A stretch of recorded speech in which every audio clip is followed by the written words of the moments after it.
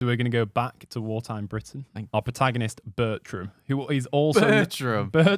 Don't you laugh at the name I'm Bertram. not laughing. I think it's a beautiful that is name. a classic World War II name. He is also known as Dandy. So through this story, I'm going to refer to him as Bertram, but if he is sometimes referred to as Dandy, that's also fine. him. Okay, so he is living just a standard British life at home with his wife, Ivy, and their children, Alma and Brian. How old All is Brian? these male names you're finding classic today. How old is Brian at this point? He's a child, I don't know. Brian's are born at 40 years old, aren't Exactly, yeah. Right. Yeah. Bertram is the sort of man who children just gravitate towards, and he works as a printer's assistant in a national newspaper. Okay. That's all we're going to learn about him before the war begins. And he is signed up to the war, and he joins the Royal Navy, and he boards the Ramillies destroyer ship. And destroyer ships, they were used to protect convoys from submarines and aircrafts and other surface ships. Right. And he spends most of the war on this ship, but also a few other ships at times. Like he kind of ship jumps, you could say. And his role on board is the role of a signalman who operates the ship's radio equipment, and he interprets Morse code messages. Oh, okay. And at first he was reluctant to join at the war, as I imagine most people were. People, no one really probably. leapt at the opportunity. It wasn't the most popular job opening, but a lot of people had no choice. And he did just take to it, and he was kind of like the model recruit over the year. He did as he said, and he put it all on deck, literally. While he is out there working, we'll leave him for a bit. There's two narratives here. Oh, God. So we've got Bertram in the war. Okay. And we're going to go back to England, and we're going to learn a little bit about his family. How's Brian getting on? To be fair, we don't learn too much about Brian. His name is about as far as we get with his details for today. But they're living their own wartime lives back in Britain. And his daughter Alma is given a gas mask at school because that is their normality. She doesn't question the fact she's getting given a gas mask, but all she feels is disappointment at the fact that it's a normal gas mask and not a special Mickey Mouse designed gas mask. Did they have them? They did, and if you look them up, they are horrifying. I can imagine. But children at that time... that mouse never misses a trick, does he? To get some branding on everything is something. marketing, even a world war. I bet they were on COVID masks as well, wasn't it? Mickey Mouse. Most likely. Yeah. But yeah, she was disappointed that her mask wasn't Mickey Mouse. Yeah, fair enough. And simultaneously, they have a dog that's running around their house and their garden called Teddy, and he does play quite an important role in this. Okay. But one thing to know about Teddy was that he was a fun-loving dog, and he loved a game. So very often, That's very unusual for a dog. Teddy would join in with the games of the children in the neighborhood, and they played a lot of jump rope. Might sound unbelievable, but Teddy was an incredibly good jump roper. Right. And the children would stand at either side of the road, and they would swing this massive jump rope, and Teddy would stand in the middle of the road, and he would jump and jump, which is incredible for a dog. I've never seen that. And as he jumps, there was a rhyme that the children would sing. I don't think that's that incredible, Tom. I'm not going to lie. Well, different horses for different courses. And there's a song that the children sang as Teddy jumped, and it was, Queen, Queen Caroline, washed her face in turpentine, combed her hair with donkey's tail, scratched her back with his big toenail. Where is this going, Tom? I'm just kind of setting the tone here for what their life is. So quite regularly, as you would expect, they have to go to the air raid shelter. And when they're in there, they can hear the German drones flying overhead. Drones? German drones, like the planes. Oh, okay. Not like DJI. a DJI mini going overhead. So every time they go into the air raid shelter, Alma, who's the little girl, let's say she's about 7 at this point, she's always thinking, how does mum always have a hot drink? Because like you don't know when those sirens are going to go off and you have to go down to the air raid shelter. But every time this is the important stuff you're speaking about. Every time they do, their mum, Ivy, always seems to have a hot drink. So her whimsical child brain is like, mum is magical. She can predict the future. She knows exactly when that siren is about to go off. One day, the kids wake up and they think, it's playtime.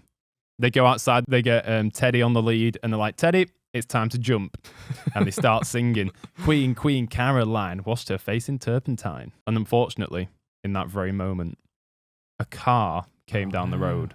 And that was the only car in the neighborhood. And it was owned by the major from the local Salvation Army. Oh. So he should have been the neighborhood saint. But in this moment, he was far from it because he does run over Teddy. Oh.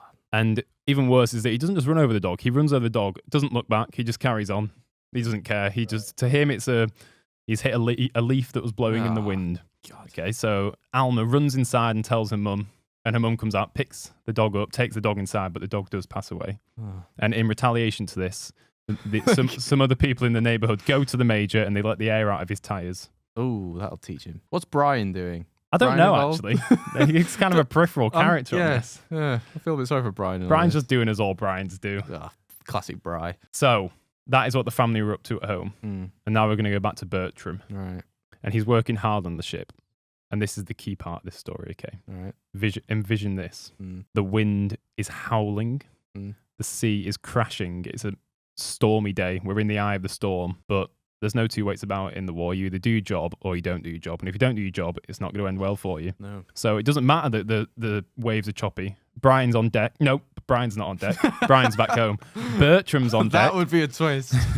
Bertram's on deck. Okay. And he's working hard when all of a sudden a huge wave crashes onto the ship and it immediately takes him off. To him, it feels like he's just vanished. And all of a sudden he's in the ocean. Yeah. And he's quite a strong swimmer, so he's able to not immediately go down. He can like kind of steady himself, but steadying yourself in a stormy sea is a bit obsolete because you're just going to go wherever the wind blows you. Yeah. He thinks this is it. Like, what can you do in that situation? You're not going to be able to get back on that massive ship unless a miracle happens. Oh. And all of a sudden, another enormous wave picks him up and throws him straight back onto the ship. Right back on the deck. And amazingly, this might be the wartime mindset. He just thinks, that was quite cool. And he gets up and he carries on. Do that again. He carries on and he doesn't even have a renewed sense of purpose in life. He just takes it on the chin and he gets back to his war duties. Yeah. Nowadays, we'd be making a TikTok about that. Oh, absolutely. Yeah. This would be going viral. MEM would be all over this. Absolutely. Let's fast forward a bit. We're going to the end of the war and Bertram is returning home. And he has an emotional reunion with his family. But not Teddy. Not Teddy, unfortunately, no. And Bertram wanted to bring something back with him to kind of show to his family. Because remember, the country was very closed off in the war. There was no trade happening. No. And he brings back one particular thing and it blows his children's mind. A banana. Oh, okay. So he brings back this banana, which isn't yellow, as you would expect a banana to be. It's like black and mushed up. Nice. But he gives it to the children. He says, I've been in South Africa. Look Just what a I've rotten brought home banana. from South Africa. Oh, but they were thrilled. They were. Alma, the daughter, was so excited that she took it into school as like a show and tell and was like, guys, look at this. And all the kids gathered around. They're like, oh my days, what is that? And she's like, it's a banana. Get used to them because they're here now. The war is over. Bananas are here. Okay. Bananas are here. And I think that right there is kind of an opening up of those children's world. It's like the war is over, so they're going to start seeing more of these things. Yeah. And, you know, it starts at a banana, then they might go on holiday somewhere else.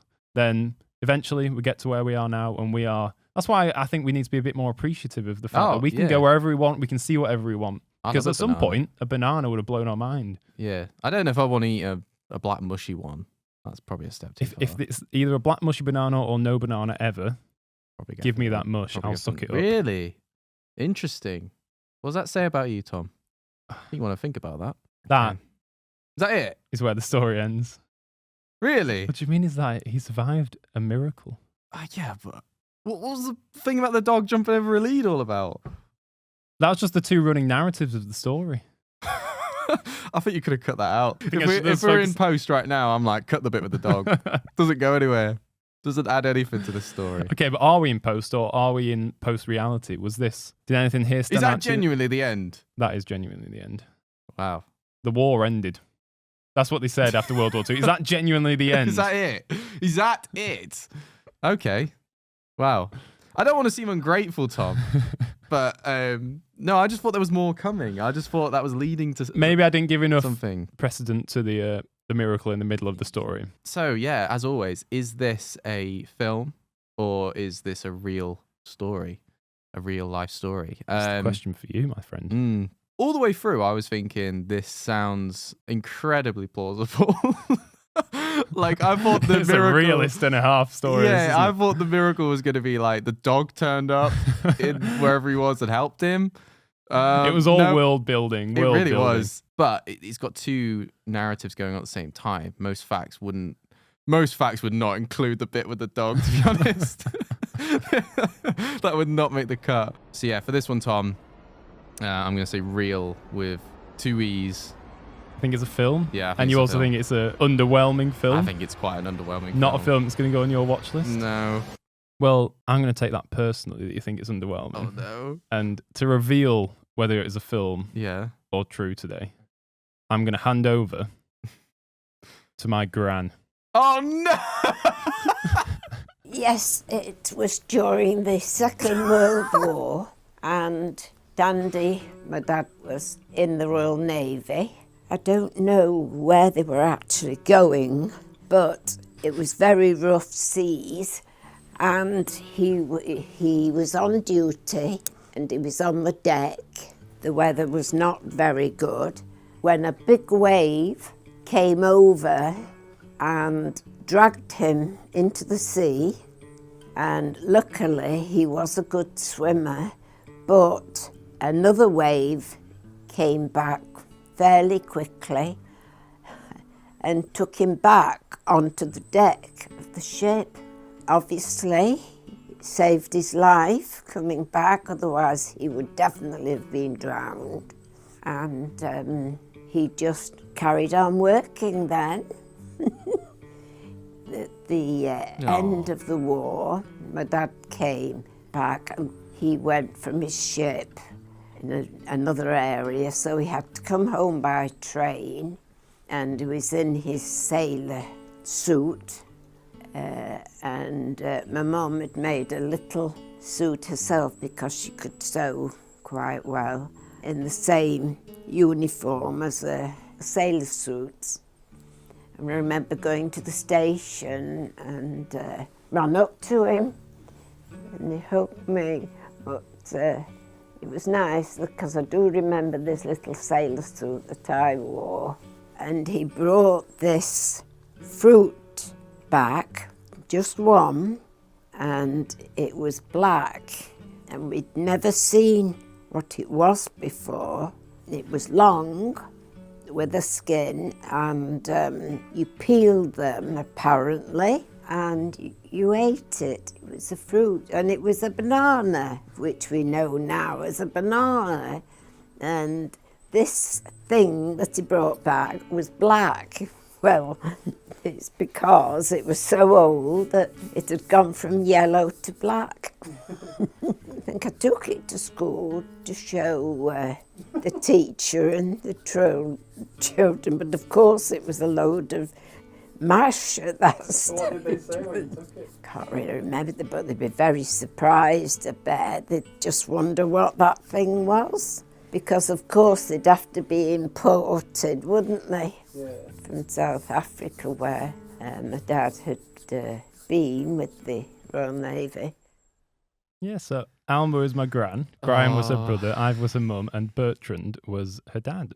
Bertram, sorry, was her dad. And the reason he was called Dandy, I just wanted to mention that, but he wasn't actually called Dandy till later in life when Gran had her son Martin, and he couldn't say granddad, and he called it Dandy. He called him Dandy, so all of our family since then have called him Dandy. And I just thought I wanted to choose that story because amidst all the grandeur of like cinematic storytelling, and where stories are normally just amazing and massive, sometimes there are also amazing stories that are just there, and sometimes it's a banana and it's a wave that is the story of people's lives. I want to start off by formally apologizing to your gran. You called my gran's life boring. I'm so sorry. I'm really sorry. I don't think she often listens to podcasts. No, but okay. if she does, I'm really sorry. I've met your gran a couple of times. She's a very lovely woman. She's very lovely. She's very lovely. And that was a very sweet story. She was very willing to tell her story. Oh, that's really nice. That's so... Oh, God, I feel awful now. No, I love just sitting down. Like, that was just a 3-minute cut of like 20 minutes of her talking. And I think it's so important to anyone in your life, especially if they're a bit older. They've got so many stories. No, it's very true. Asking them to tell you their story isn't just good for you because you learn about them. It's good for them because you see this glitter and this glimmer in their eye that only comes when you reaching into your story. Love talking about it. I know. I think about it. So I actually was talking about this the other day. Actually, like both my nans have died now, and there's a lot of stuff that like because you're younger you don't ask. And then when you're old, you're like, oh, I wish I asked that. But similar things, really, like just war stories and that. Like I remember my nan telling me about her during an air raid in Coventry. They all went into like an air raid shower, but her dad, so my great granddad, he was like out at the pub when it was happening, so he didn't come back. And it was like the next day, like afternoon, he still hadn't come back. So they were all thinking like, oh God, he's dead. Like obviously the air raid was over. Like the place was a mess. It was during the Blitz, so the whole place was destroyed.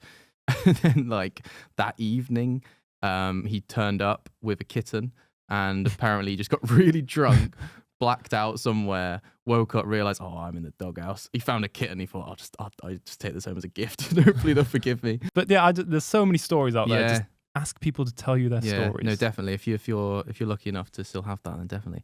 Oh, that was lovely. That's probably the best one yet. That's gone from me thinking this is awful I was kind to of that's the best I one. kind of let the story sound a bit underwhelming because I thought but that shows like context. Like I think if that story began with if you said, oh, it begins with like your grand telling it. It doesn't add more to the story, but it's like it's the personal touch to it. And that's actually also why I did the 2 running narratives, because I thought this is going to make Rowan think it's a film, and after all this, the game is the game, and I win once more. Oh God, you got me. You got me good. Real stories.